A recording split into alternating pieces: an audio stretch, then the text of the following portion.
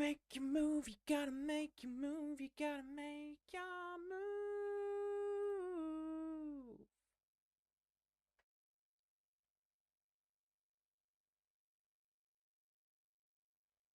Just wait for some people to get in, then we'll go proper live. Give it a few seconds, let the notification kick in, and then in 3, 2, 1. Wrong one. Wait. That's the right one. And hello, everybody. Welcome to Daddy Chats Live, the Easter special, which I've just realised I didn't write down as an Easter special in my thing. So we'll edit that live as we're going. Oh, dearie me. Easter special, there we go. That's edited live. That will definitely help the algorithm. But yes, hello everyone. Hello. I am glad to have you here. We are live on both YouTube and on TikTok. And once again, we are extremely delayed. But yes, obviously we're back on. So today's programming will be not necessarily a debunking today. It's going to be something very, very different.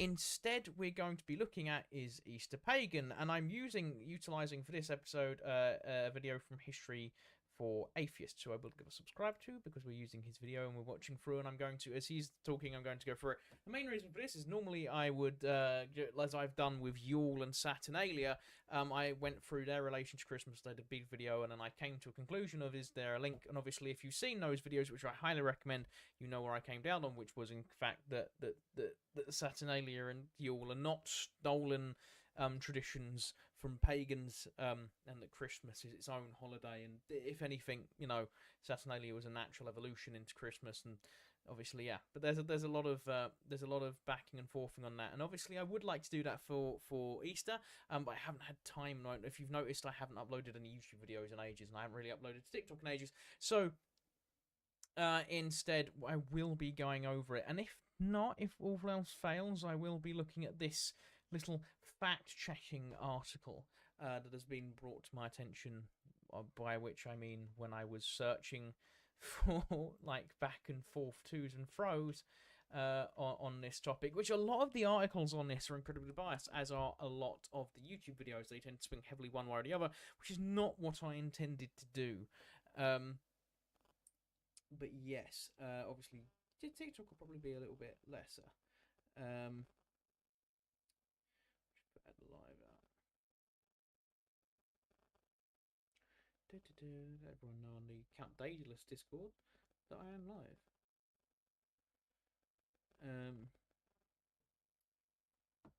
Probably because I'm massively late. I need to stop being so late, and I might actually manage to retain viewers.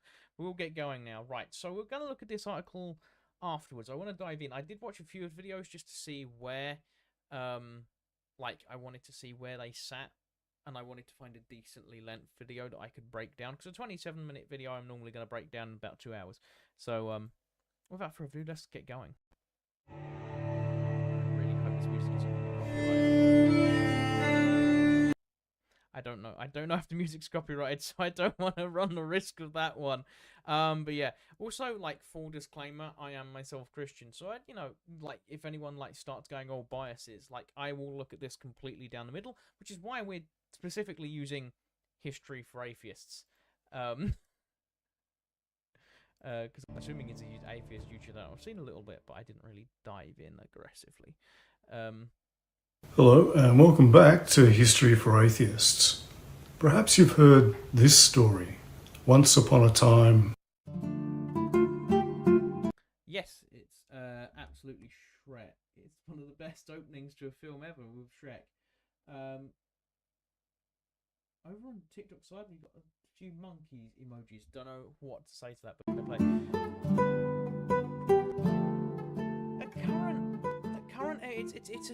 It's a stronger opening than normal. It's nice. I tell you what, it's a lot nicer than. Once upon a time, the Assyrians and Babylonians worshipped a beloved goddess called Ishtar. She was the goddess of fertility and sex, and her symbols were the egg and the rabbit, and her main festival was celebrated at the spring equinox, which was a feast of fertility, rebirth, and sex, celebrated with orgies and feasting. Well, that's TikTok taking down very soon. That's TikTok taking down. I'm not 100% sure. I'm going to double check. This is going to happen a lot. We're going to be doing a lot of this. Ishtar. I'm going to be doing a lot of double checking. Ishtar associated. That's we'll use Britannica. Thank you very much. What we're looking at now, he's gone way further back than I thought he was going to go. I thought he was going to go down like the normal Celtic and Norse pagan route. Okay, so it is Mesopotamian. Okay, cool. I'm with you. I'm with you so far. But when the Roman Emperor Constantine decided to Christianize the Roman Empire, he took the spring festival of Ishtar and made it the Christian feast of Easter, taking its name from the goddess's name. This is why Easter is celebrated in spring and why Easter is associated with bunnies and eggs, the symbols of fertility. So Easter is pagan in origin. Or perhaps you've heard a similar version, though this time... Right, so I was worried then. I would like, have I miscalculated you, good sir? I only watched a few seconds of the video to like double check that it was like about, and it was going to be for unbiased, or unbiased. I was worried for a second then. I didn't know where he's going with that, because I was going to say like there's no evidence that I mean, he's probably going to cover it in his own video, but there is no evidence that that Saint Constantine the Great did that. Like you have more of an argument for with Saturnalia and Christmas and how he like shifted things then, but even then it would be like I think it was Sol's Day, which would have been directly over the 25th. Again, there is arguments with the birth date of Jesus and stuff, yada yada yada. There's obviously you get different churches celebrating. The Armenian one, various Eastern Orthodox churches like celebrate Christmas in like the 6th of January, and obviously there's some mathematical calculations that place the birth of Christ in the middle of the year and stuff like that. So yeah, I don't remember. See, I mean, admittedly, I was looking up Saturnalia when I was originally researching that, so maybe it missed me. But I don't remember Saint Constantine really doing it. Because Easter was the bigger celebration first before Christmas was. It was the much more important because I mean obviously it signifies in the Christian faith that then you would be looking at the sacrifice of Christ at that point. So it's it's much more important to the early Christians, especially those who are worshipping before it's a legitimized religion in Rome. There's like a lot of animosity. The Christians were heavily persecuted by the Romans and still are to this day. Well, not by the Romans because the Romans kind of went kaput. Knew you'd be in 20 minutes late. Yes, of course I was going to be. Actually, I delayed it to 6:15 on the counter, and then I was still at least 20 minutes late after that. Actually, how long have I been going? According to Streamlabs, it's been 11 minutes, but I did the little stream starting thing first, so round about 8. TikTok's saying 8, and TikTok I don't do the stream starting much. The thing is long because TikTok likes people on TikTok have the attention span of like 4 seconds, so it's harder to retain them. But yeah, it's the Germanic goddess Eostra or Ostara, who is the goddess. Right, he's gonna go down this road. Aidan Mattis has completely shredded this argument. Ishtar, you have like some etymological. Not etymological, linguistic like narrative to go with, and I'll give you that. Ishtar, there is like almost no chance that that's where Easter comes from. Again, as I said, this was a celebration that was already being celebrated before Saint Constantine the Great came in and made and started, Christianizing the Roman Empire. Can you tell I'm a bit of a Saint Constantine fanboy? And I know a lot of people have their problems with him as an emperor. Like, oh, he's such a basic option. I don't care. People like what they like.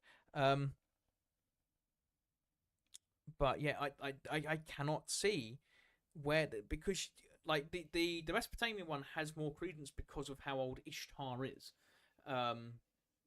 As we I just double checked it. Whereas if you're taking the examples from Celtic or Germanic faiths, you're then relying on Christianity, which has already been around by the time it would have started. It's starting to interact with these other regions in the Roman Empire, which was the greatest resource to spread Christianity ultimately. Yeah, like that means that you could have it take bits from, like, and the reason I use Saturnalia a lot is because Saturnalia and Christmas are very similar in the way, the fact that they fall into that sort of Roman idea, like the reason the church as well. I went over this in Yawn, and it's probably going to be useful to go over in this one as well. The early Christian church practiced very similar. It's why I also argue that the Catholic Church is the legitimate continuation of the Roman Empire, and I've been called very spicy for that opinion. But it's true. Just like I did a video on that. Go and watch it if you want to go into that before I do a side rant. And this is a 4-hour long live stream. But the early church, especially the what wasn't the Catholic Church, so to stay at that point in time, or actually it wasn't Council of Nicaea. That was a lot later. Okay, so the early church, right? The early Christians are coming in. They're using very Roman doctrine. They're coming in. They're basically saying, like, finding, like, it's the reason Saturnalia stayed, like, in place. It was like, okay, right. So instead of like doing that for Saturn, do it for like just, you know, don't do the sinful bits. No sacrificing. Just, you can still have a drink. Just do it to Yahweh instead. Do it to you know, the Christian God.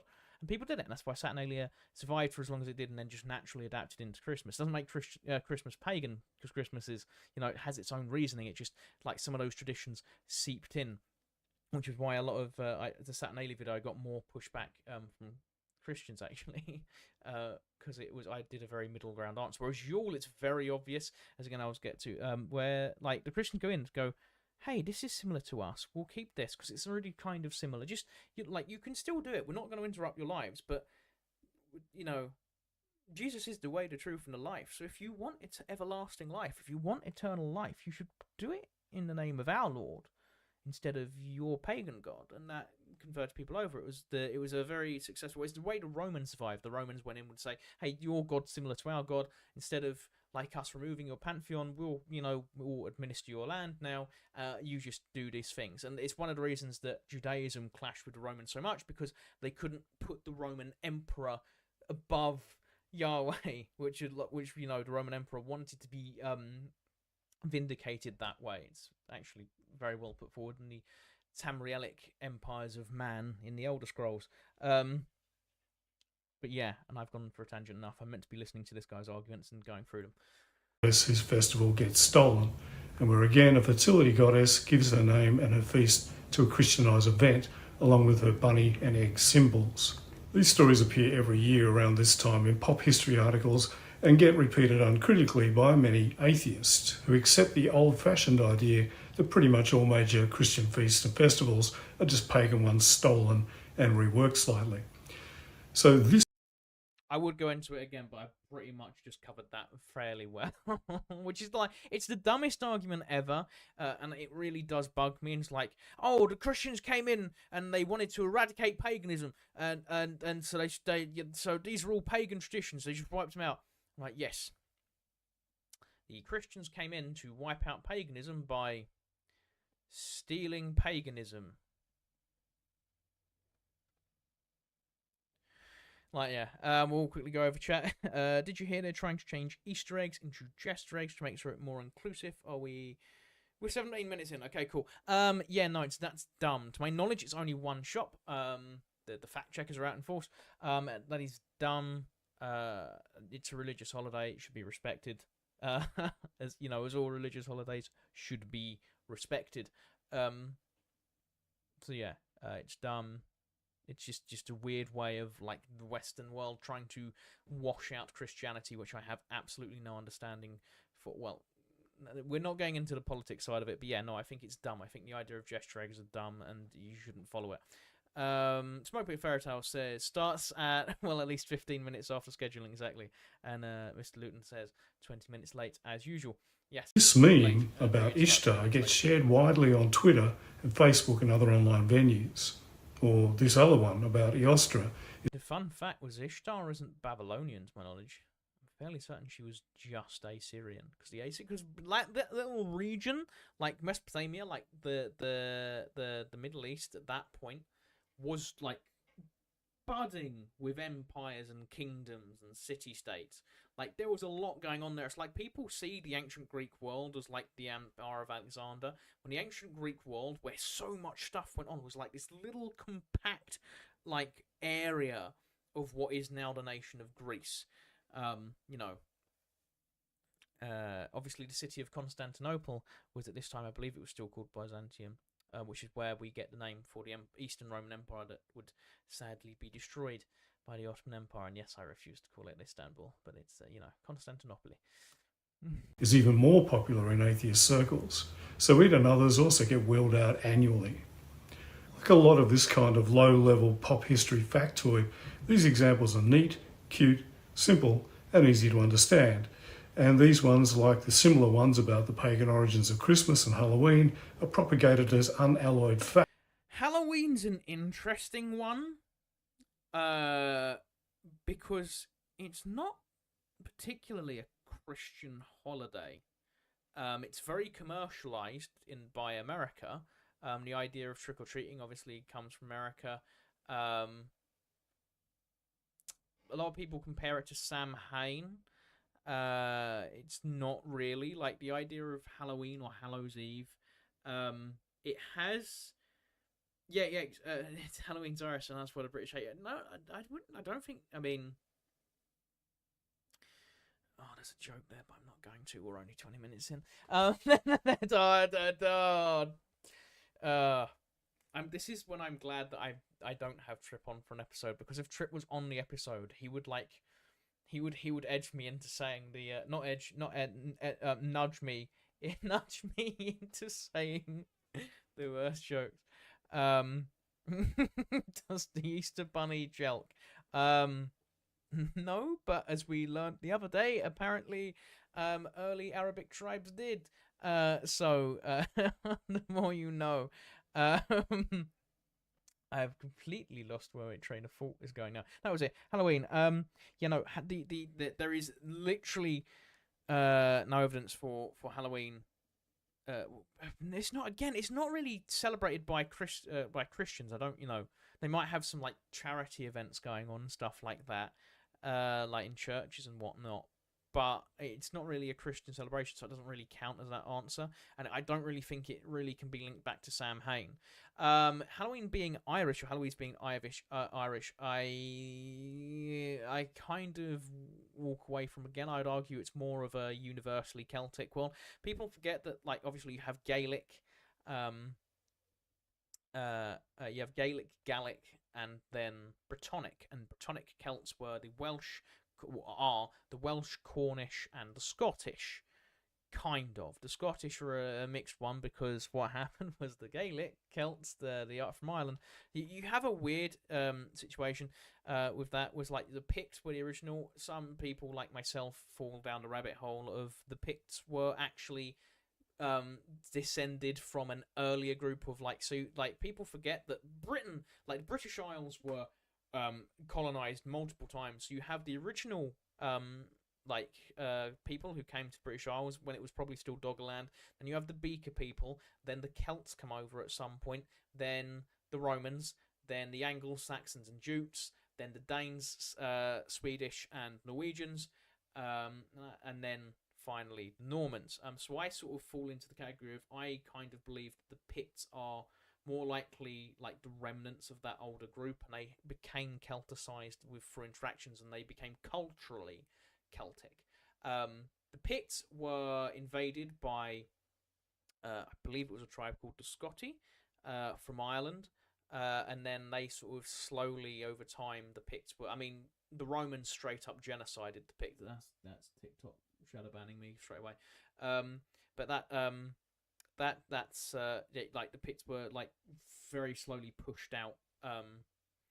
The Picts. It's really a shame about the Picts, because they were like, the Picts were like, they were starting to become more medieval just before they disappeared, because you had the king of the Picts and the Scots, and then the Picts just became not just culturally irrelevant, but like they were outcompeted by what would later become. I mean, this is going to upset my Scottish audience, but obviously Scottish would be part Anglo-Saxon, part Pict, part Scotty.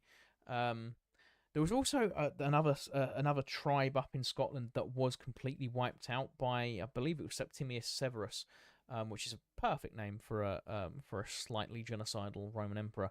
But yeah, and I've gone on such a tangent. I don't know where I was starting from. That was it. Yeah, I'm fairly certain that sorry, there's a bit of hair on my PC case. Halloween is more of a Brittonic idea than the Gaelic one. Again, you've got Samhain and stuff, and then you're looking at the it wasn't pumpkins that was originally used, something else. But yeah, sorry, I lost complete track. Also, your mic is pretty tiny on TikTok, by the way. Yeah, no, getting the levels to work on TikTok is incredibly hard. I don't know what to do about that, in all honesty. What is the audio mixer? See if I can put the sound up a bit more on TikTok for me. Feedback. There we go. That seems to work better. Is that better on TikTok, guys? There's only one school of thought. Dr. Ewan Campbell disagree with the Dalriata expansion, Scotty. Fair enough. That is interesting. TikTok is really... TikTok's sent to the right people there, with clans and dynasties coming in. I'm assuming you do TikToks, or you do content on the Scottish clans, which is really cool, because I need to learn more about the Highlands clans. The Scottish Highlands have the best history in the British Isles, in my opinion. And I'm now probably the only Englishman to not be murdered in Scotland. Happy Easter! Happy Easter to you, XYX. He is risen. Yeah, the mic should be better on TikTok now. I think I've sorted that. Hang on. What's Gaelic? Sounds Welsh. I see how you spelt that, Trip. The picture from Pittsburgh. That's a brilliant idea. Irish Scottish history. Happy to talk with anything you want to learn. Excellent, thank you. I have dabbled in it. When I get back to making videos, I will do it. I most of my Irish stuff on my channel is mostly Irish mythology, like the Morrigan, and I am researching the Selkies. But again, I've just with outside work from YouTube, I haven't had time to dive into it, and I still have a video I need to edit, and I need to finish researching the Selkies. But yeah, drop me a follow, Clans and Dynasties, and I will follow you back, or DM me on TikTok. Sorry, I remember to, because I don't want to touch any buttons right now and break the live stream. Fact by atheists who like to think they are rationalists who carefully check their facts. I have a funny feeling this guy says history for atheists, but he is in fact not atheist. Unfortunately, these claims of pagan origins are quite simply dead wrong. Okay, so I might have picked one that's going to be slightly biased. I'm going to fast forward this. Easter is, of course, the Christian feast that commemorates the death of Jesus on Good Friday, and then celebrates the claim that he rose from the dead on Easter Sunday. Yes. So what it celebrates is pretty clearly completely Christian. But why does it fall when it does? And does this really have any... I just realised by me pausing this continually and going on rants, I've basically said everything he's about to say, haven't I? We might be skipping through a lot of this. Anything to do with earlier pagan festivals that were appropriated. The death and resurrection of Jesus are central claims of Christianity, and so it seems they were being commemorated from very early on. Our earliest evidence of Easter celebrations dates to the mid-2nd century in the form of an Easter sermon by Melito of Sardis, and it's likely this reflects much earlier practices. But the issue of when Easter should be celebrated was a complex one in the earlier centuries of Christianity. So already he's debunked it. He could happily end the video here. Like, in all honesty, this guy could happily end the video here. Again, it goes back to what I was saying at the start, is that when these neo-pagan arguments come forward, you're arguing against celebrations that were already well underway. The only one that I will give any credence to is the Ishtar thing. But again, you have to remember, humans, I obviously studied film, and every story that's been told has already been told. You're just reworking it in different ways, and humans will build on what they know. So linguistically, words will be borrowed. So linguistic, again, it goes back to how I was processing Saturnalia. like Saturnate like bits and stuff come forward, and they're moved, like the little hats again. And then we also, people forget that things can be like can appear at the same time or at different times in different cultures. I.e., the Mayans building pyramids, the Egyptians building pyramids, a few different Indonesian cultures building pyramids. There wasn't aliens coming down to tell them all to build pyramids. There wasn't an ancient civilization telling them all to build pyramids. They were just individually figuring out a way to build pyramids. It's why the earlier Egyptian pyramids kind of look a lot more like the Mayan pyramids. You need hearts, likes to get views on TikToks live. I'm trying to get them up for you. Thank you very much. To be honest, best viewing quality is over on YouTube, so I don't mind if you want to skip over there.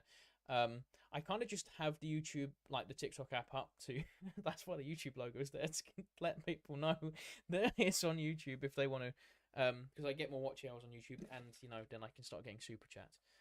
Because I prefer if I do actually, if the live show gets enough views in, I'd rather super chats, because then obviously I can reply to questions rather than like roses and stuff, because I feel like, you know,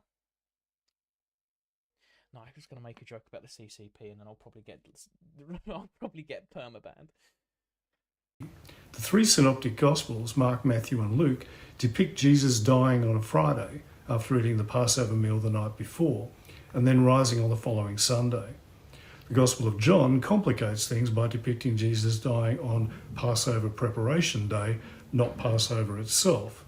That aside, all the Gospels depict Jesus and his followers going to Jerusalem for Passover, and his death and resurrection happening around that festival. So the earliest Christian celebrations of Easter stuck to the Jewish calendar and had it coincide with Passover. But this... Right, to play devil's advocate... Oh no, poor choice of words on Easter Sunday. Very poor choice of words. I deeply apologise.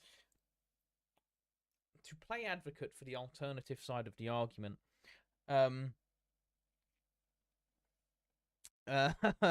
sorry, just realised that I just sort of flopped over myself there. That's fine. Came here and said, good to see you over here in Clans and Dynasties. Oh, if you're on YouTube, I might be able to follow you over here. That'll be easier for me because I'll be able to. I'll do it now, otherwise I'm going to get distracted. But yeah, to look at the I've forgotten what his argument was. Posed a problem. The Gospels also emphasize. You could argue that the reason that for the Passover date kind of, it could very easily just be a continuation of, oh, okay, Passover's already here, we'll just plop it there. Which again would it be the same as the reason Saturnalia is often credited as that, and I would actually argue when people get, I know I'm going back to Saturnalia because it's the one I know the most about, and it's the one I like easily threw out as being the pagan answer to Christmas. Saturnalia isn't even like the oldest one. There's an older Greek festival, or Hellenic festival. But you could make an argument that celebrating Saturnalia is more Christian than anything, because a lot of the traditions that Saturnalia did were stripped out by Christianity, because, you know, people didn't want to go to hell, so they were like, okay, cool, so we could still do most of the stuff we already do. We're just, you know, not slicing cows' throats at the temple steps anymore. Like that's basically it. We still get the feast. Actually, I think most of a lot of the stuff surrounding the slavery stuff sort of dissipated over time. Slavery didn't end, no. Slavery took a long time to end, by which I mean it hasn't ended. It's still very much going, but that's another topic for a different day.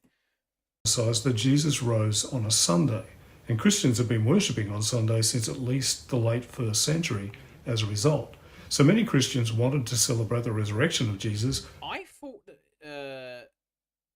oh no, he's talking genuinely on Easter Sunday. I thought he meant why worship is done every Sunday. My apologies. On a Sunday as well. The problem was that the Jewish calendar is lunisolar, which means Passover falls on different days each year. This meant it only fell on a Sunday once every few years. As a result, some churches celebrated Easter on Passover in line with the Jewish calendar, and others celebrated it on a Sunday close to Passover, though with no consistency on exactly which one. And here's where the Roman Emperor Constantine comes in. My boy. He's the villain in a lot of pseudo-historical claims about the history of Christianity, as I've detailed in my previous video, Constantine and the Bible. But while the claim that he turned Jesus into a god or created the Christian Bible at the Council of Nicaea are both myths, that ecumenical council... I feel like he's gonna gloss over this quite aggressively, and obviously as a Saint Constantine fanboy, I'm not going to.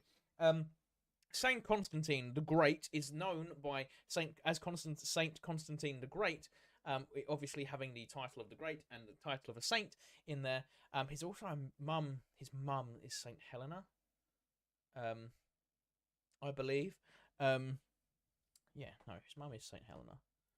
Fairly certain his mum is Saint Helena. It's gonna come out of box. Yep, I knew it was going to.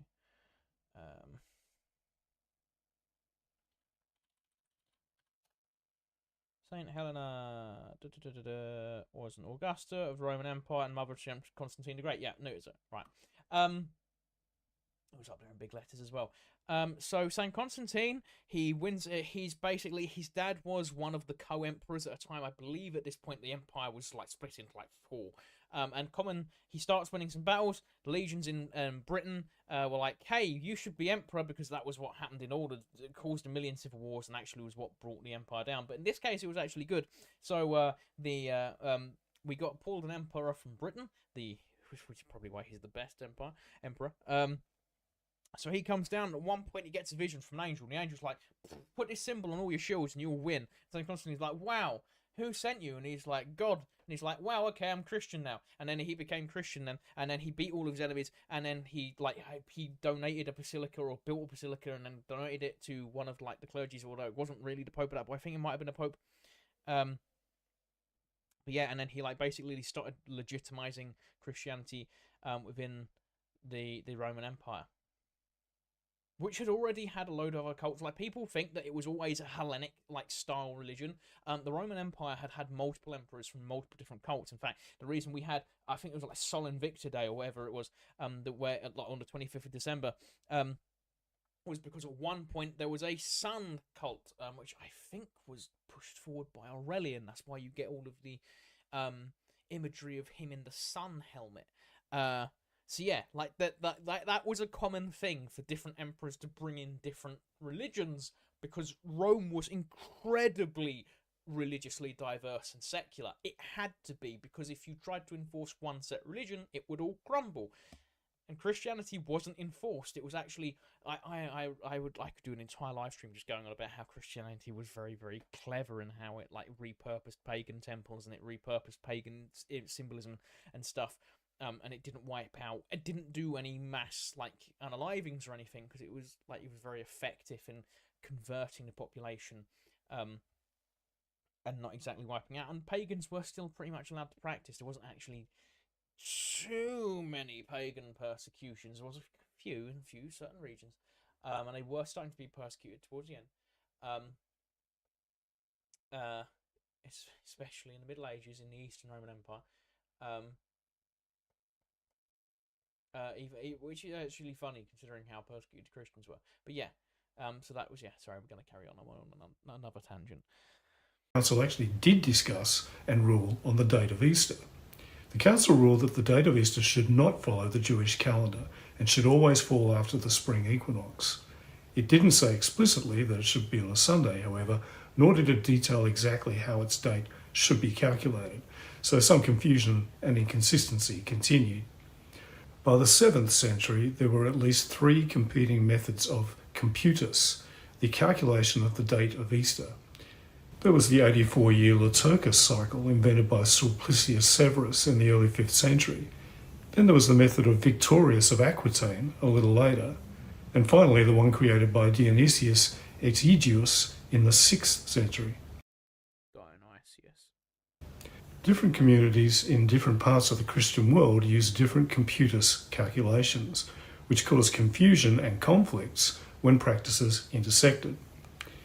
In Britain, for example, most of the northern churches were heavily influenced by the Irish Church, which used the Severan method. but the southern churches tended to use the Victorian calculation favoured by Rome. This meant things got confusing at the court of the Kingdom of Northumbria, where King Oswiu followed the Irish practice while his queen Eanfled followed the Roman calculation.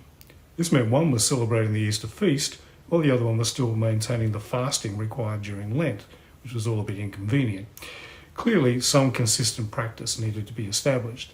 So in 664... I'm liking his arguments. He's pulling in, so he's doing what I would label as very clever debating tactics, where you pull in some little trivial factoid that's kind of semi-related to what you're talking about, and then you put that into the argument as well, because it just legitimizes that you know, not necessarily your argument, but it legitimizes that what you know specifically what you're talking about. I'm not saying that he's wrong, and currently I'm agreeing with what he said because it's in line with what I already know. But it's just a very good, clever debate tactic, and obviously on YouTube you need to be very on point because you have a lot of internet soldiers in your comments ready to go. King Oswiu called a synod at the monastery of Whitby, presided over by his relative, the esteemed abbess called Hild. After a long debate, the story goes... Fairly certain that Hild was pronounced Hildy. This guy's actually being really knowledgeable. There's nothing I'm really immediately clocking as a pull up on. Yeah. That when Wilfrid, the abbot of Ripon, noted the Victorian method was used in Rome and so had the authority of St. Peter, King Oswiu asked who was the gatekeeper of heaven. And when he was told it was St. Peter, he decreed that the Roman calculation would be used from then on. Apparently he was quite keen on getting into heaven and not offending St. Peter. Whether the decision went quite the way that story says or not, the date of Easter became standardised, and its calculation was detailed in a highly influential work by the Northern English scholar Bede. His De Temporum Ratione... Bede is very interesting because I used Bede for my Yule video. Bede is curious because Bede was writing a lot of his stuff after these events had already happened. I believe it was also Saint Bede. I'm fairly certain he's a saint. It might be wrong. But he wrote a lot of the early Brittonic practices and the early sort of Celtic. I think he wrote a little bit about the Irish. But he was jotting down these practices. Christus Rexuret. God bless you this Easter, mate. You too, my friend Matthew, over on TikTok.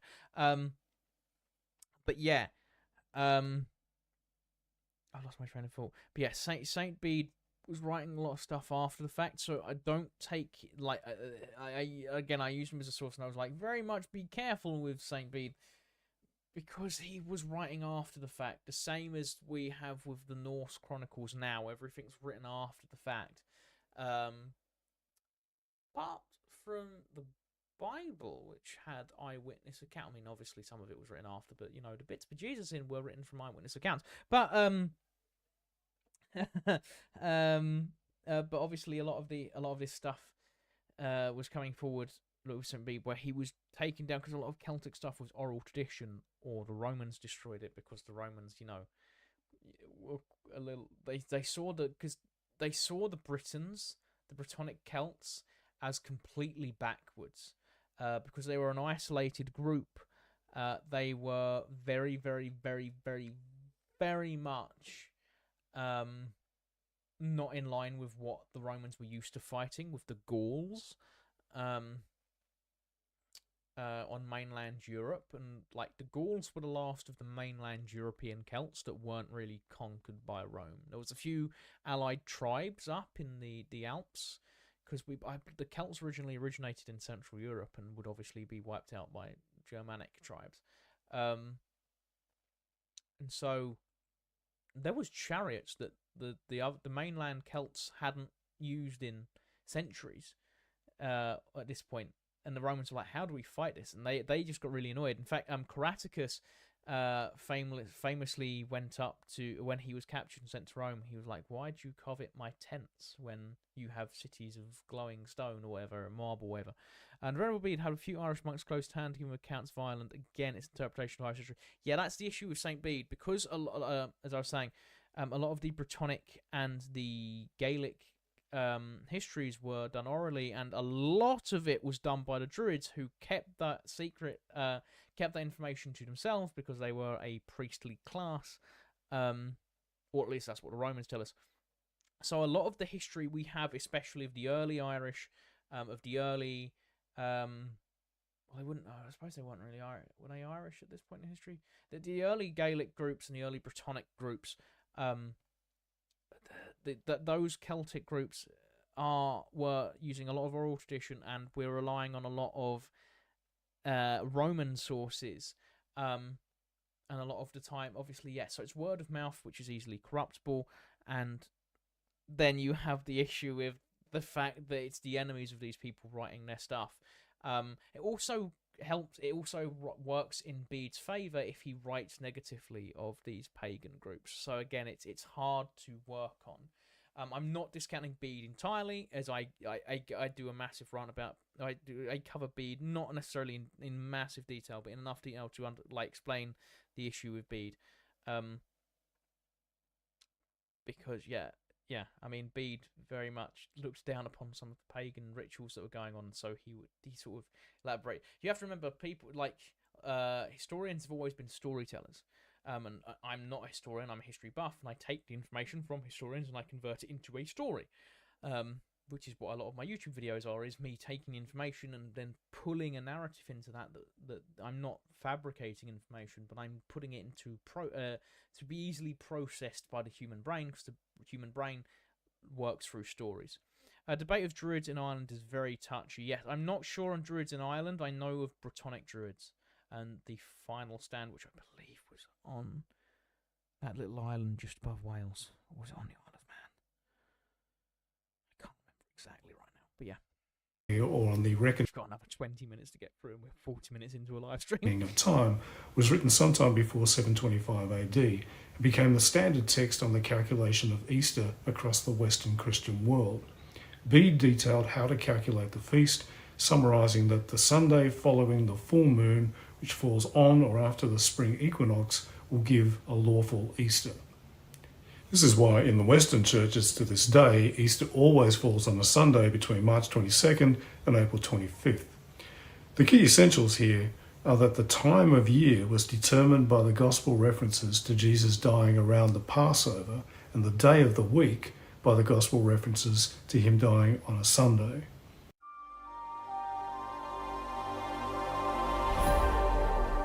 So we're not 100% sure. I respect. It should be clear by now that there's something missing from everything I've just said. Any references to pagan goddesses, pagan festivals, or anything pagan at all. So what about the common pop history claims about a pagan origin for Easter, and the assertions made in the memes that so many online anti-theists like to share? Well, let's start with the claims about Easter and Ishtar. Ishtar was the Akkadian form of the name for the Sumerian goddess Inanna, and she was worshipped widely by the Assyrians and Babylonians under that name. But there's no evidence of any festival dedicated to her coinciding with Easter. Contrary to the popular meme's claims, her name was not pronounced Easter, and was actually pronounced more or less as it looks, Ishtar, or perhaps Ishtar. She was not primarily a goddess of fertility, though she was associated with sexuality, as well as kingship, date palms, and the planet Venus. And there was absolutely no evidence at all of her symbols, including the egg and the bunny. Her actual symbols were the lion, a 6 or 8 pointed star, and a bundle of reeds. I mean, a bunch of internet pagans mistook an ancient Mesopotamian goddess and added their own modern imprint onto it. I'm so shocked. These are the same people that get mad at me for saying Graham Hancock's and lying to them about an ancient apocalypse. Again, ask the questions, but don't be annoyed when you don't go into a state of panic. My Iron Man. Oh no, my Iron Man lost his gun. Don't go into a state of panic. A friend bought me this years ago for Christmas. It was very nice of him. When you don't get the answers you want, and I'm sorry to say, imprinting the modern imagery over the ancient pagan gods doesn't help your argument. It makes it very easy to debunk. Her cult centered mainly in the Middle East, but the Phoenician form of this goddess, called Ashtar, found its way into the Mediterranean world via Phoenician and Carthaginian traders and sailors, and was worshipped as far afield as Spain. In the Roman world, she was called Astarte, and this Western form of the cult survived for a while but was largely absorbed by similar groups. HD, your super quiet video playing. Yeah, no, I need to remember to only speak when the video's off. That's why I normally pause the video to speak. Because if I turn the video volume down to speak at the same time, people go like, no. Yeah. Greco-Roman goddess cults. See what I mean though about the Romans just absorbing stuff? This was how the early Christian church was able to spread. It used the same Roman tactics. It didn't steal stuff. Again, as I've said many, many times before, the argument that the Christians wanted to go in and eradicate paganism, so to do that, they stole the paganism, does not hold up at any level, because the argument itself is an oxymoron. Yeah.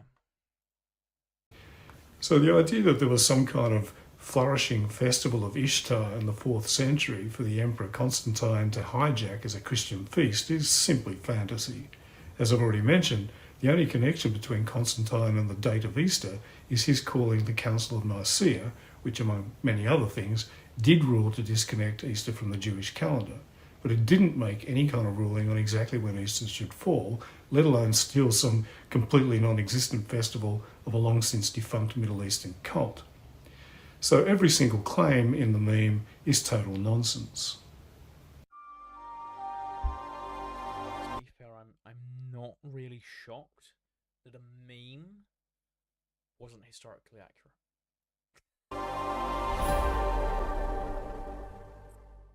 So what about the other version of this claim, that the feast was originally that of the Germanic goddess Eostra? Again, it's regularly claimed that Christians stole the festival of the fertility goddess Eostra, whose symbols were the rabbit and the egg. Those online pop history articles have all kinds of details about this goddess and her festival, referring to legends of her giving birth to a rabbit or hare, decorated eggs being exchanged at her festival, and her feast day being a celebration of love, sex and fertility, even to the point of involving... Before he gives his argument, I just want to know, every single time I go on Twitter and there's an atheist putting forward a different name for Ostra or Eostra, it's hilarious to me because it shows that none of them have actually bothered to research past the post that they saw on Reddit. Yeah. It's just weird to me, and I used to do this as well. I used to be a very edgy atheist who's like, I'm so well educated on this, I'm so much better than you. And then you actually research it, and there's no evidence of it. Again, Aiden Mattis of the Law Lodge did have a very good put together live, absolutely debunking this, but I haven't been able to find it. He was going to send it to me. He was going to be on this show, but he's just incredibly busy. Yeah. Involving orgies. The only problem it's the worst thing to unpause to. With all this is that everything we know about Eostra comes from one single brief passage in one medieval text, and it contains none of the details I just mentioned. Fun fact, that's more than we have for King Arthur. For the origin of King Arthur. Which was a Welsh legend. I have to concede that to Aiden Mattis. But I'm going to pretend it's English because it annoys him. This brief mention... Clip that and send it to him. Someone clip that and send it to him. is found in a work I referred to earlier, Bede's early 8th century work De Temporum Ratione, on the reckoning of time. This is the work that popularised the standard computers for determining the date of Easter, but Bede's book was about the measurement of time generally and discusses units of time, calendars and historical chronology. It was considered such a useful work that it was widely copied throughout the Middle Ages, and as a result was substantially responsible for making the BC AD dating system widespread across Europe. In De Temporum... Slight tangent on the BC AD dating system. I've taken to using both AD and BC and AD and CE, BCE, sorry, and CE. The reason I've the reason yes, Clanstein is typical English man claim everything's English British. I grew up very much on the Legend of Eoth. In fact, my name, like the book means, I've got an Irish first name, it's Ryan, and then middle name is obviously Arthur, and then Day. So my name literally translates to Little King Arthur, which I really like.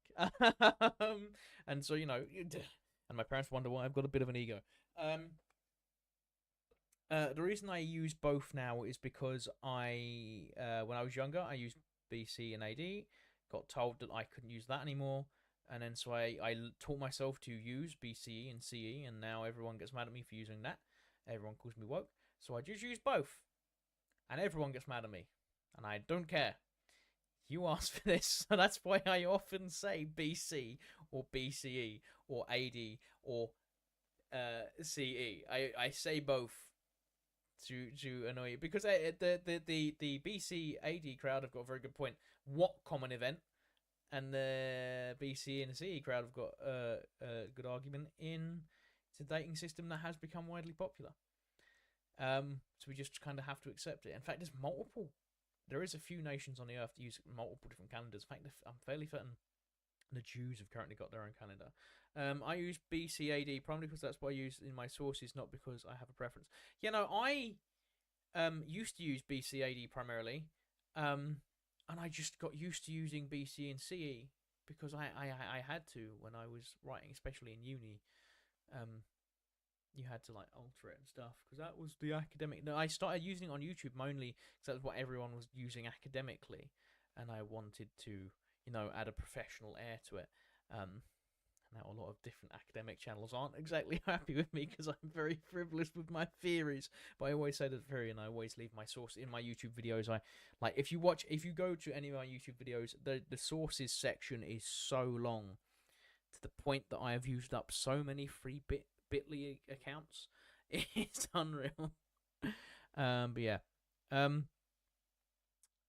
Over the English, but claiming everything's English or British.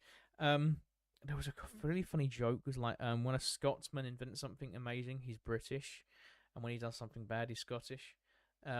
Which I've noted.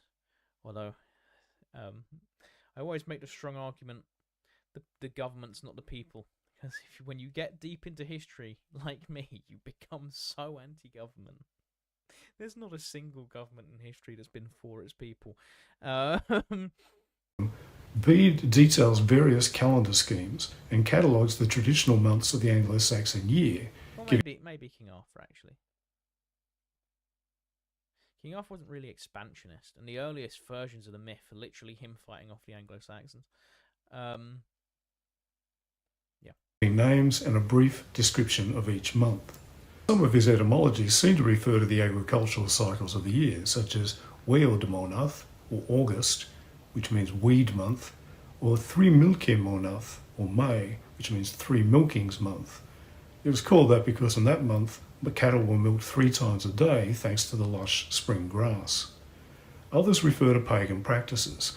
Bede says Halgemonath, September, is holy month because it was a month of sacred rites, possibly associated with the harvest. And he says 2 months were named after goddesses, Hrethmonath, March, after Hretha, and Eostramonath, April, after our goddess Eostra. And here is where we get the one and only reference to Eostra anywhere in an actual source.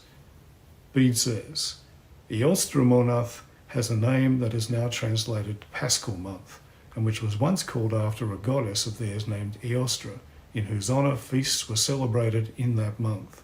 Now they designate that Paschal season by her name, calling the joys of the new rite by the time-honoured name of the old observance. Bede there has basically I literally didn't know they switched from BCAD. Yeah, academically, although I've noticed some academics switching back. There is a revival to use BCAD again. Yeah, BC CE. To be fair, I kind of agree it should disappear. I think it's like most people use it. And I think it's a failed system, which is why I tend to say both. Just to I'm not gonna lie, mildly annoy everyone because whatever system you use, you get someone in the comments going, actually, we don't use that system anymore, or actually that system is woke, and I don't care for those arguments. And that's it. All he says about this goddess is... yeah, that's what my point I was gonna make. Bede literally just did the meme of I don't need to write any more information about that. Everyone knows about David. David's a lad. Like, everyone in the kingdom knows about David. No one's ever... And then there's just a historian 600 years later going like, who the Like, yeah, and Bede just did that. A lot of language we are used to when talking about history is constantly changing. It's hard to keep up sometimes unless you're within those circles. Yeah, yeah, that's a very, very good point. That feasts were celebrated in this month in her honour. There's nothing about bunnies or eggs, nothing about her being a fertility goddess, nothing about love and sex, and absolutely no mention of There's a weird link of all these like replacements for Easter about being like a goddess of sex. I feel like the people making these arguments are just very, very horny. I need to get a new mic stand, man. This keeps falling down. orgies. All those details are modern fantasies. Given that Bede's mention of Eostra is the only one we have, See, if you're making these arguments, you need the bonk. Go to horny jail, you Kuma. some historians have even doubted there was ever such a goddess, and posited that Bede didn't actually have a clue what Eostra Monoth meant, and he simply invented an Eostra goddess to explain the obscure name. I disagree with that. I know I was saying like take Bede with a pinch of salt. The same as you should take Snorri Sturluson with a pinch of salt, because they were writing so far after the information that was like that they were gathering up again, highly corruptible sources that were transmitted orally. And I just know when people are going to pick up and stuff, man. Right, and again, other sources that were done from the Romans. We have Tacitus, who is a very good source for Celtic history, but he was on the Roman side, and the Romans obviously don't want to portray the people that at various points they were busy genociding. In exactly good. Oh, look, they were savages. They were, sacrificing people. Yeah, hang on. Sorry, my moustache has just decided to deconnect. It's bugging me. There we go. Right, that should be sorted. Old English language scholar Philip A. Shaw, however, disagrees, noting some place names and Anglo-Saxon personal names that he interprets as references to this goddess. In his book, Pagan Goddesses in the Early Germanic World, Eostra, Hreda, and the Cult of Matrons, Shaw notes two places called Eastleigh, one in Kent and one in Cambridgeshire, and one called Estrington in Yorkshire. He interprets the first two as referring to a district, or yea, of Eostra, and the latter to the enclosure, or tun, of the Eastrings, i.e. the people of Eostra. He also notes the Anglo-Saxon personal name Eostawin, literally Eostra friend, which happened to be the name of a 7th century abbot at Bede's own monastery of Jarrow. Then there's the Middle English name Estrild, which seems to derive from the Old English. That's what. Oh, thank you for the follow over on TikTok, Daddy Misty. See, here's my issue. Is we quite literally have evidence of Bede having close personal informants for this information, so I don't think he made it up. Do I think he added up with large, like very large portions where there was holes? Probably. The same way if you go back through any of my live streams, any of my videos, I will often say, this might have happened. This possibly happened. This is what we don't really know, but this is what I think is most likely to happen. Historians are always filling holes. The academics are always filling holes. The archaeologists are always filling holes. They're also digging them up. The storytellers are always filling holes. Me realizing that I'm consistently saying filling holes and digging a hole. But so we will all it wouldn't surprise me if Bede was just filling in the gaps, and that's why he didn't really go into too much detail on the Eostra, because people were talking to him about it, and what do we know? It's not as much as we used to. That, or it was so common he didn't feel the need to expand on it. Which did happen a lot because people were thinking of the here and now. The same way, it's actually a current current issue where we're how do we know danger signs in when radioactive waste, which is buried under the earth, is long forgotten? How do we tell people in the future to not go there? And how do we make sure they don't go there? Because we've all seen the movies of the scientists finding ancient tombs, or the archaeologists finding ancient tombs, and be how do we translate it? And then the impossibly quick translation of the guy who studied at Cambridge goes, oh, yes, it says do not enter, curse inside. And then they all open it and then the curse comes out. And then we have 2 good mummy movies and a really bad one. But yeah. So true. Another example is never listening to Gerald of Wales when researching. Isn't Gerald of Wales the one that allegedly discovered America, and then the British Empire used the claim? Fun fact: if you go down the rabbit hole of Wales is technically a successor to the Roman Empire due to some very interesting bits of history. The YouTube channel Majorianus covered it exquisitely. But technically, you could argue that the British Empire was a successor to the Roman Empire. But the British, I believe, did use Gerald of Wales as a reason to claim America, which is so exquisitely British. Oh yes, this place we've conquered. They had a claim, allegedly. We're just going to strengthen that quite a lot. Also, it's time to extinguish the Welsh language while we're at it. No, don't make a British government joke, Ryan. Don't make a British government joke. Don't do it. We don't do politics. We don't do politics. English form Eosterhild. Exactly how widespread the worship of this goddess was is also unclear. She does seem to have been worshipped in pre-Christian Anglo-Saxon England, but the fact that April was called Ostermannod in the Old High German may indicate that she was worshipped in Western Germany as well. What is clear, however, is that the celebration of Easter and its date have nothing to do with the Ostra. That's because both were established centuries before Christianity. I knew it at the start. I knew it when I was making those arguments at the start of the live, and I said, I bet he's going to end up saying the same thing as me. He's just going to have more evidence to back it up. I knew it. Yeah, I knew it was coming up. Came into contact with the Anglo-Saxons. This means the only even slightly pagan thing about Easter is its English name. The goddess gave her name to the month, and then the month gave its English name to the already established Christian festival. This is the only connection with anything pagan. Apart from English and German, the name of Easter in pretty much every European language indicates its actual origin. All of its forms are derived from the Greek Pascha, which is the Greek form of... So, Passover, Pascha, French Paques, Romanian Pasti. That can't be pronounced as Pasti. Portuguese Pascoa, Faroese. Someone's going to get mad at me for not knowing that. Peskia, Swedish Pask, Icelandic Paskar, Welsh Pask. I was going to say, isn't Icelandic just a descendant of Danish or Norwegian? Or Paski, Pasen, Pashka. Interesting. The Hebrew Peash, meaning Passover.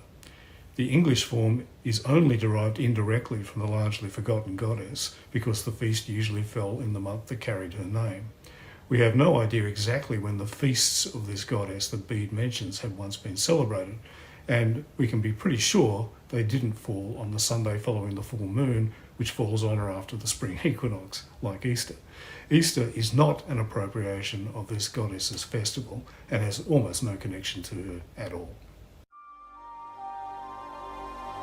This is going to be the interesting part of the argument, because where does the rabbits, the hares, and the eggs come from? Like this bit, the first bit was a bit I could confidently, but I've never heard of that. Politics, history, match, but it's not a happy marriage. When I say I don't do politics, I don't do modern politics, which is why I say don't make a British government joke, because then you lose. The saying is you lose half your audience, because one person is going to be offended, the other person isn't. And so one person who's offended is probably going to then leave. I'm not afraid of offending people when I know I'm speaking 100% factually. Whereas, like it or not, politics has a lot of opinion and emotion attached to it. A lot of people will have a political opinion based on a life experience. Very nature versus nurture, like the but also that life experience is going to influence what information you receive. So again, your politics is going to be influenced by that, which is why I'm very careful to it. Ancient politics, I have no issue. So history and politics are married together, but it's more history influencing politics rather than politics influence. Well, actually, no. Politics can influence history when we have, history being altered. Currently, the scandal with a lager bar. Currently, the scandal with Elagabalus and being trans. Again, Metatron covers this exquisitely, and me and History Revealed are currently looking to doing a live together on that. We're very careful. Like when I did Is Churchill a Saint or a Sinner? With History Revealed, we were very careful, and we did stuff 100% factually, and people were still mad at us, and we were very careful because it's politics. 100%. I don't cover history beyond 69 for a very, very big reason coming up. Yes, yeah. I know it's controversial. Obviously, one of my favorite YouTubers and person I follow, and if you watch my YouTube videos, it's very obvious where inspirations come from. Count Dankula has often said he won't cover Northern Ireland in his historical videos or his Mad Lads, for similar reasons. Yeah, it's like similar to Mexican content creators not covering the history of the Mexican cartels. You don't really want it's not worth treading on toes.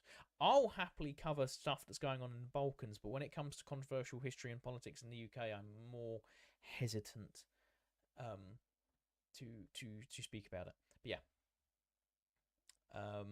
To be fair, there's certain political events now that are going on currently that I won't speak on. What's your opinion on this? I'm talking about the invention of the dildo, my guy. Why are you asking me about this modern conflict? Although I will say, and my Irish followers will probably be very happy when I say this, that Oliver Cromwell is still my most hated figure in history. I despise Cromwell. Probably for different reasons, because when I was a kid, I really liked that. Like, I've always been obsessed with monarchies and loved monarchies. As an institution, doesn't really matter on the nation as long as there was a monarchy. I was interested in it, and obviously Cromwell got rid of the monarchies. And then one day I was like, when I got a history channel, I'm gonna rinse Cromwell, and then I deep dived into Cromwell, and I was like, wow, you were a genocidal freak of nature and all, weren't you? Yeah. Although Anglo-Irish relations really went really downhill after Henry VIII, but again, that's another story for another day.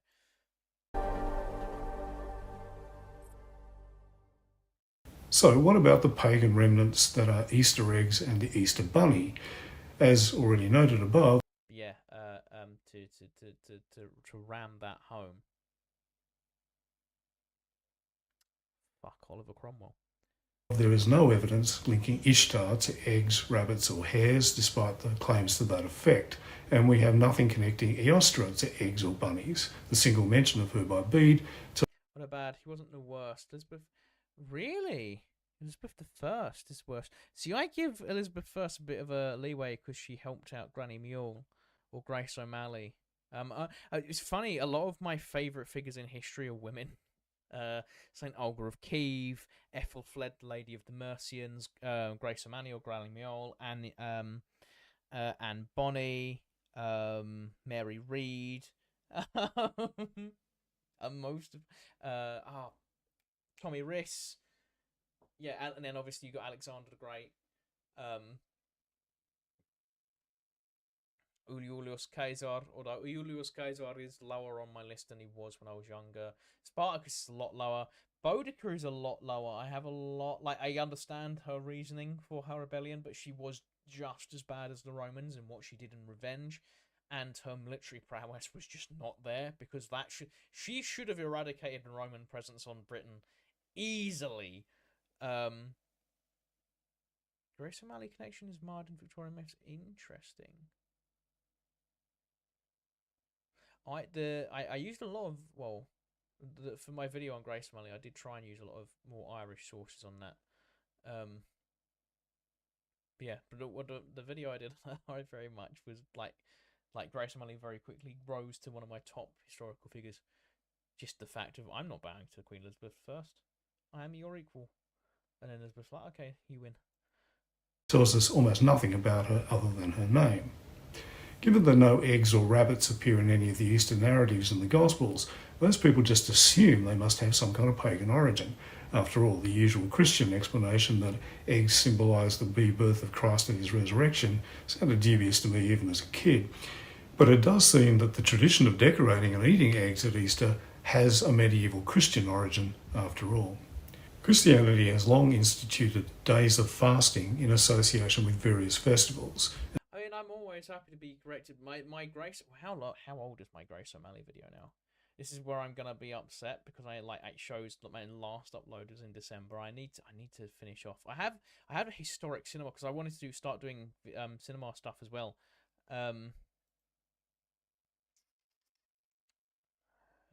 Roman dogs, my vlogs. That's my Roman successor one where I say how the Catholic Church is the clear successor to the Roman Empire. Yeah, I mean mythology one, Morrigan. Love doing the Morrigan one. I need to do one on Cu Cullen. When I get the chance, and then obviously it's Selkies I'm currently still researching. Where is my Grace? There it is. There's Grace O'Malley, the Pirate Queen of the Pirate Queen of Ireland. I haven't uploaded in 8 months. My last full YouTube video upload was 3 months. Did the Christians steal Yule? And obviously Knuckle V. But yeah, my Grace O'Malley video is currently 2 years old. Wow, I've been doing this a long time. And then obviously recently I've been doing more live stream stuff because it's easier to just do this and look into it and use my own knowledge. Yeah. I actually that was one of my favourite videos to do. I really did like. Fun fact, I was researching that Ching Shi, and then I shifted over to Grace O'Malley when I discovered Grace O'Malley because I was like, how have I never... There's an irony. There is an irony to me having Cromwell. My old thumbnails were unhinged, man. My old thumbnails were unhinged. Like, yeah. But yeah, my Grace O'Malley video. To be fair, there's probably stuff I would go back and change. Look at greatest response to this was essentially, do I look like I give a fuck? The English began collect. Oh wow, the way I speak and everything's so much different, so different. Look at how tiny it was. To be fair, my moustache is quite tiny then because I trimmed it back recently. Yeah, because I got involved with Kenya and stuff like that. I actually got involved with some Celtic folk bands. Kenya's based in Spain, and then 5 Pint Mary, the other band, is based in America. Although people forget the the Celtic history of Spain and the Celtic history of France because there's a very strong independence movement in Brittany right now. But yeah. And celebrations in this liturgical calendar. And the earliest evidence we have of a 40-day fast before Easter comes from the festal letter of Athanasius from 330 AD. What a fast meant varied, but it usually involved abstaining from meat and often also required avoiding all animal food products, including cheese, butter, and eggs. The 5th century historian Socrates Scholasticus noted at least some people abstained from eating eggs on fast days, and the Council of Trullo in 692 AD recommended that people do so. It seems good, therefore, that the whole Church of God, History guy, hello. I'm deep diving into how pagan was Easter at the moment, which is I'm liking the fact. I actually am happy with the fact that the guy I'm looking at, and we're looking to see how close off he and who actually is coming at me with evidence is lining up with what I was saying at the beginning of the stream. Yeah. Therefore, that the whole Church of God, which is in all the world, should follow one rule and keep the fast perfectly.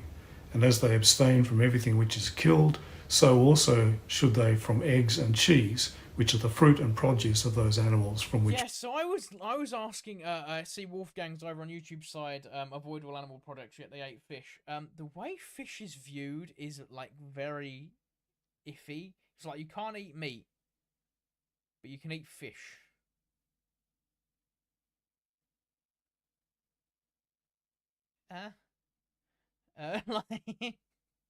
So fish doesn't count as flesh. But yeah, I suppose in a world where you kind of needed the protein to survive, they had to figure out a workaround, didn't they? So to be faithful, to show that they could give up tempting things like meat, like Christ did, So I suppose that's how we abstain.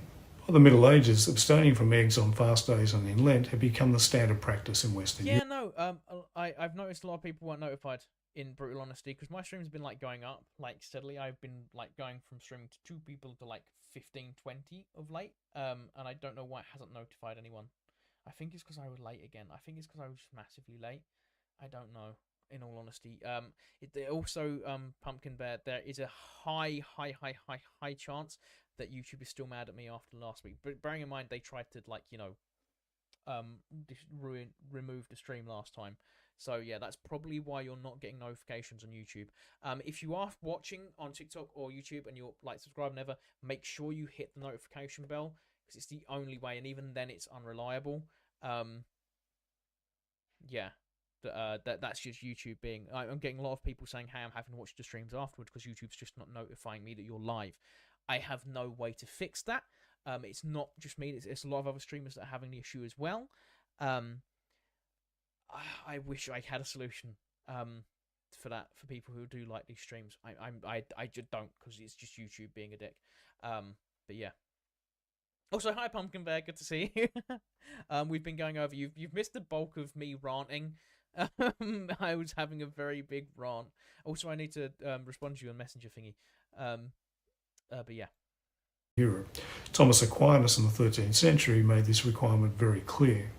Eggs and milk foods are forbidden to those who... What did you try to move? So I was... happy Easter to you too. So I was looking at the Hollow Earth hypothesis. And I looked at a History Channel clip. And in pieces, I was breaking it down under fair use and breaking it down like this, but I was like more direct, because I was directly debunking it and saying how stupid the Hollow Earth stuff is. And I broke it down piece by piece, and then I went on to a BuzzFeed video and I broke down their thing piece by piece, although BuzzFeed was leaning more on the, smart side, which was rare for BuzzFeed. And YouTube was like, no, they took down the live temporarily, and I had to end the live there because I didn't want to risk getting a strike. But yeah, so I'm on thin ice on YouTube at the moment. Fast, for as much as they originate from animals, they provide us with flesh. Again, the Lenten fast is the most solemn of all, both because it was kept in imitation of Christ and because it disposes us to celebrate devoutly the mysteries of our redemption. For this reason, the eating of flesh, meat, is forbidden in every fast, while the Lenten fast lays a general prohibition even on eggs and milk. So this prohibition gave rise to 2 European customs maintained to this day: eating pancakes and pastries on Shrove Tuesday before the Lent fast began, and eating eggs on Easter Sunday when it ended.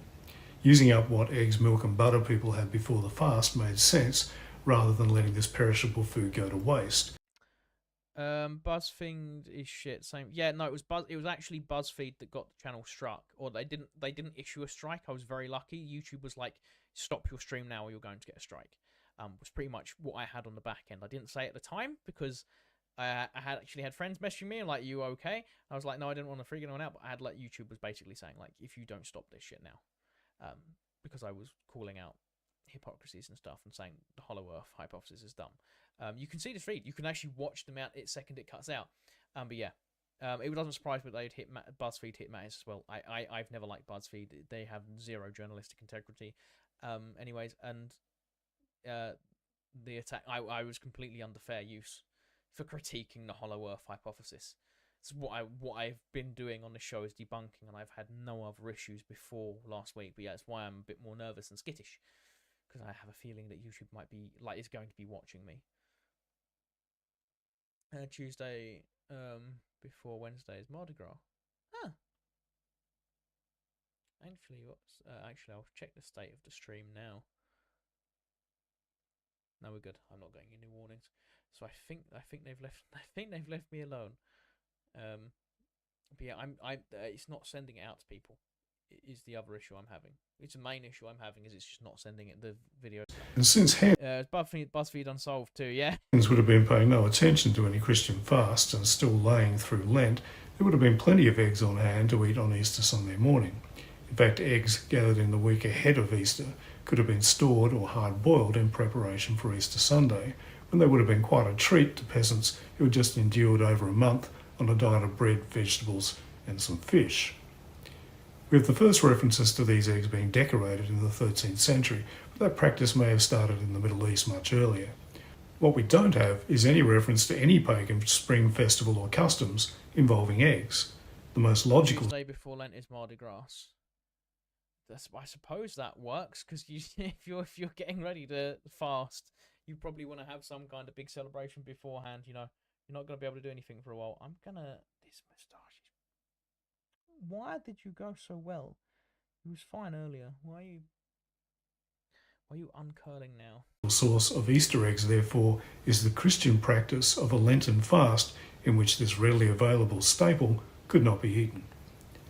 So what about the Easter bunny? Surely that must be a pagan symbol of fertility and so ancient in origin as well. Well, again, no. Easter became associated with a number of animals in northern European folk traditions, essentially animals who would migrate back to Europe in early spring or who became more active and visible as the weather begins to warm.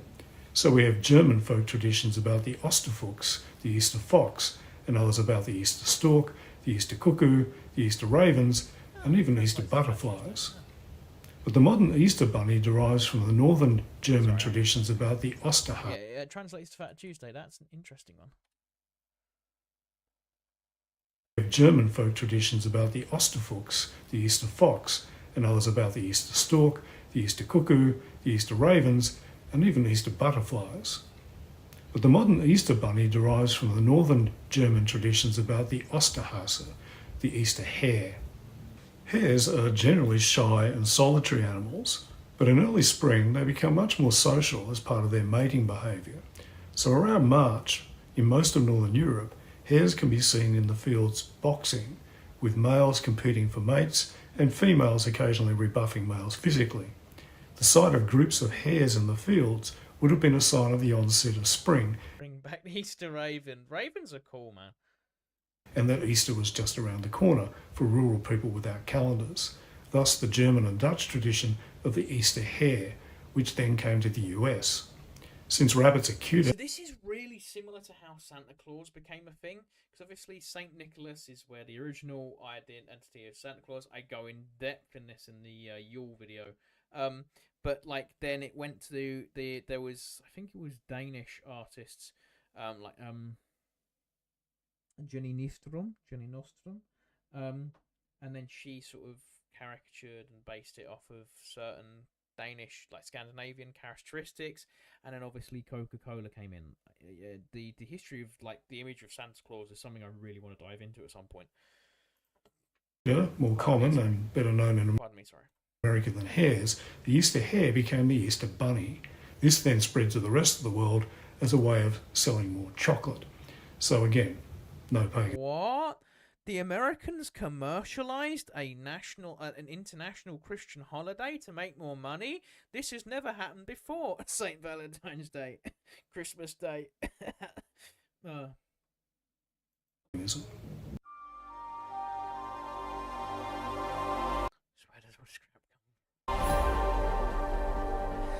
Memes, good sir. So Ishtar had nothing to do with Easter. Yostra had nothing to do with the Christian festival other than its name, and Easter eggs and the Easter bunny aren't pagan either. So where did all this crap come from? One of the interesting things about having spent several decades tracking down crank pseudo history is how often I find these dumb ideas can all be traced back to a single source. In this case, we have memes being shared uncritically both by new... Yes.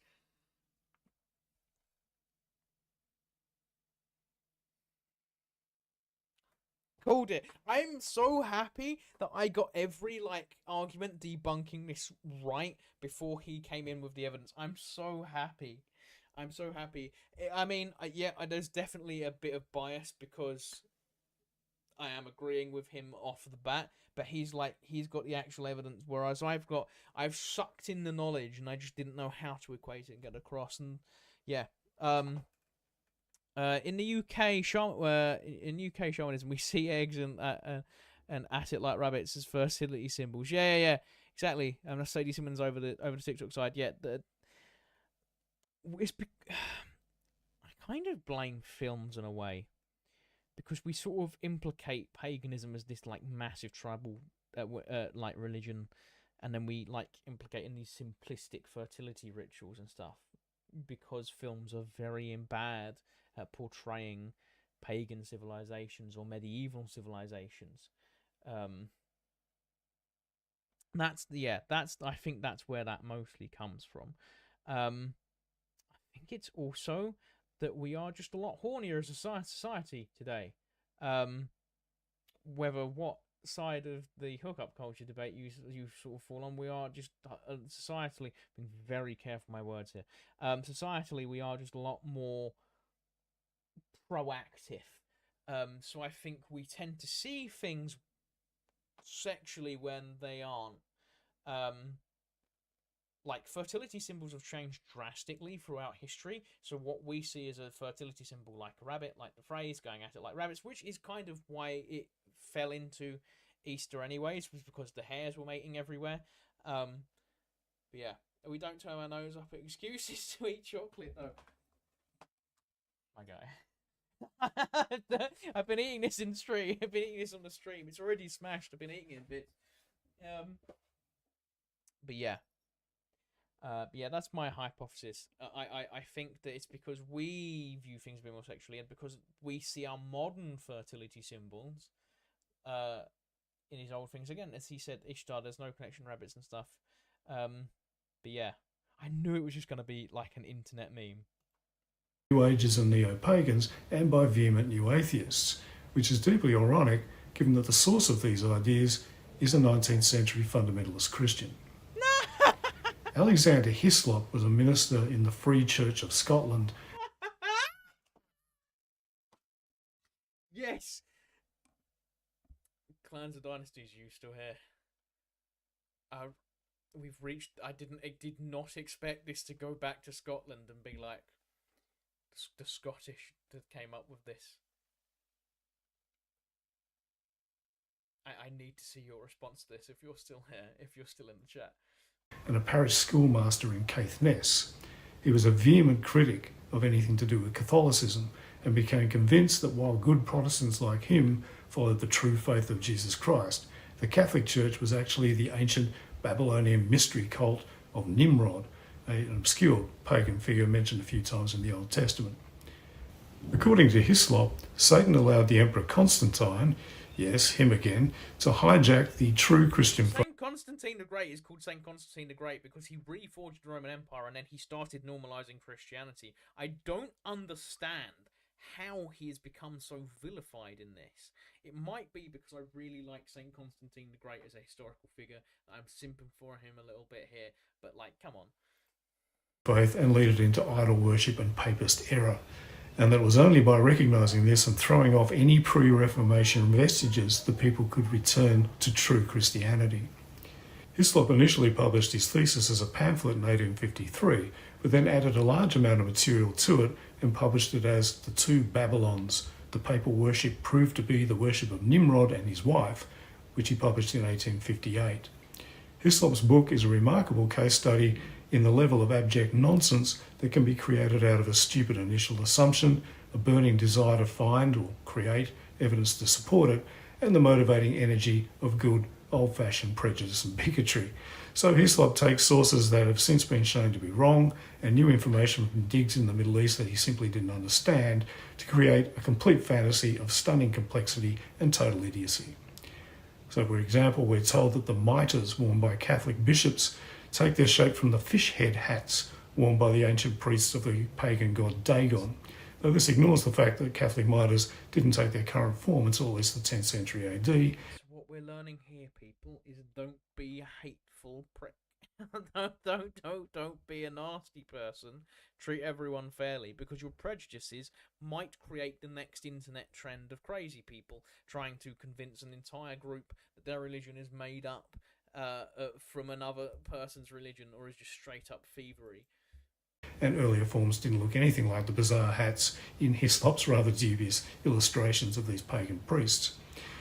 And where Hislop was unable to come up with actual evidence, he simply makes strings of assertions, like Nimrod was born on December 25th, or Christmas tree balls are Babylonian sun symbols, none of which have the slightest substantiation.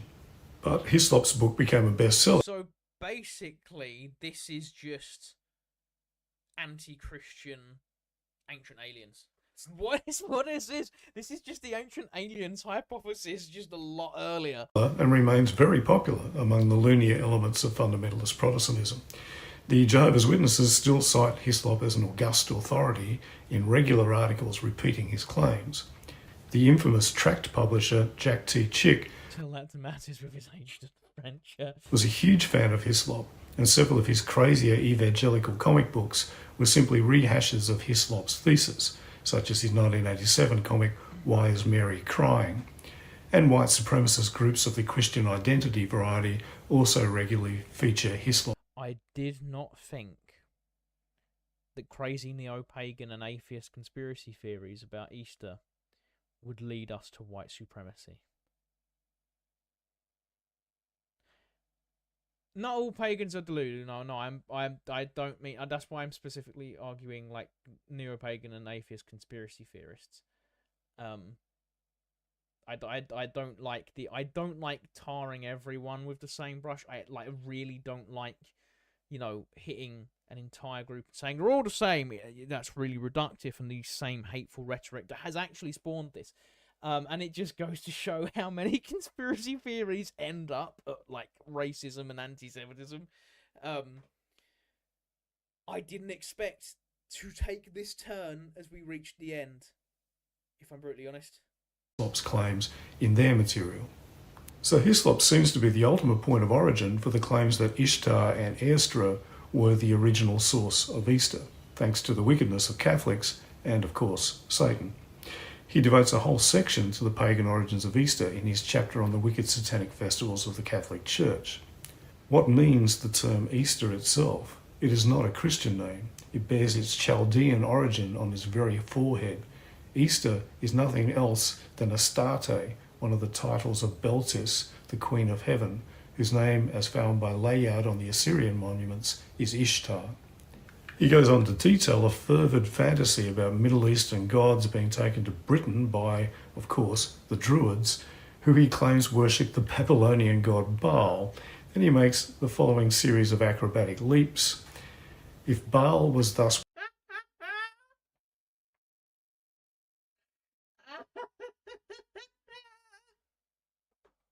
worshipped in Britain, it would not be difficult to believe that his consort Astarte was also worshipped by our ancestors, whose name in Nineveh... People believed this?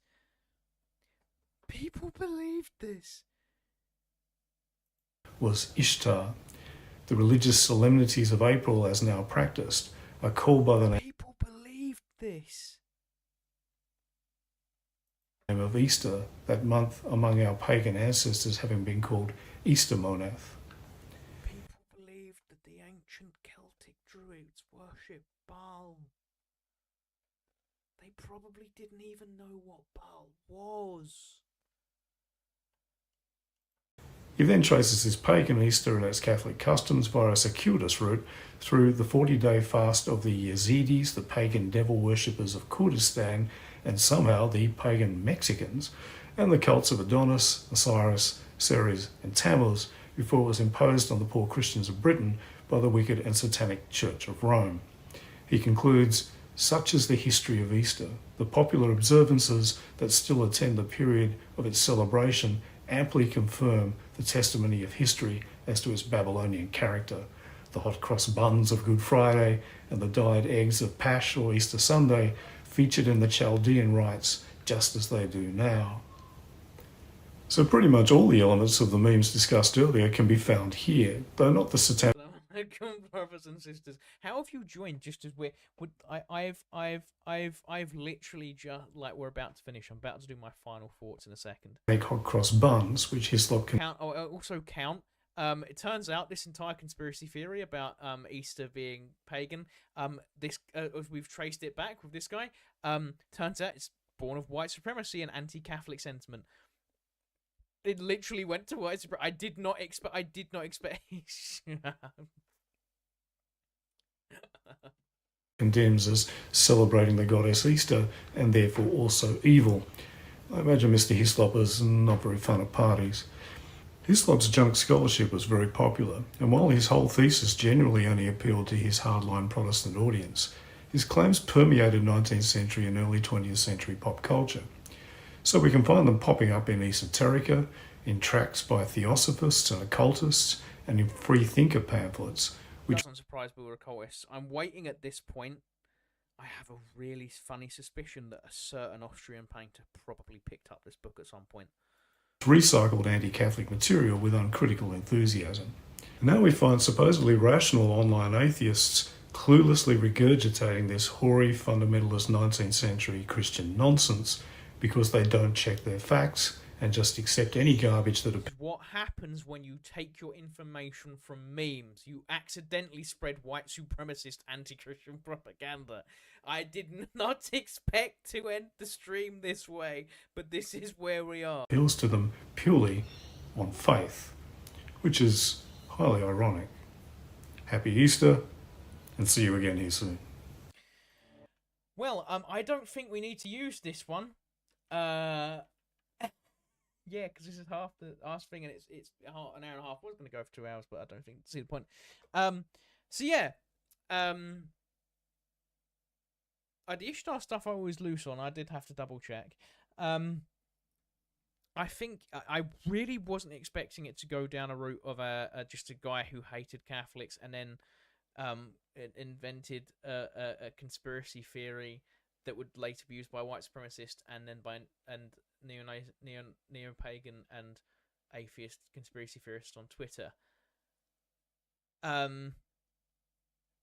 As I said, it goes back to the rant. As every rant I've had so far has built up to this. As I've said, it never made sense to me, the argument that the Christians come in and go, we want to get rid of the paganism, so we're gonna steal the paganism. Like in my best Alex Jones impression, it doesn't have logical sense. Not immune to propaganda. Exactly.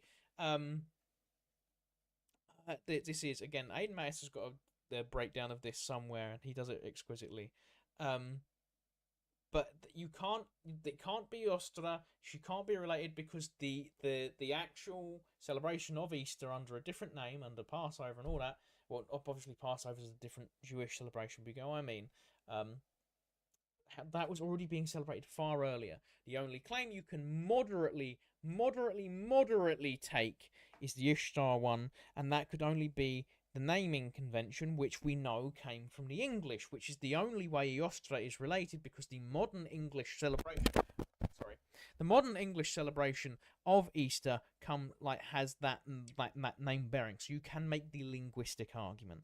The eggs and stuff, that all explained. Again, we're eating, and that was a learning curve for me, which is why I was sitting here with you. That for me was learning. I didn't know that bit. That was what I was weak on, which is why I'm glad that I had a resource to bounce back off of. But yeah. Also, while counts in the chat, I would like to announce that we will at some point be doing a new show where I will be asking you guys for debate topics, and there'll be a twist to it. Well, one of us has to be pro the debate, the other one has to be against it. But it won't be anything weirdly political, because again, we don't do politics on this channel. But yes. So all in all, Easter isn't pagan.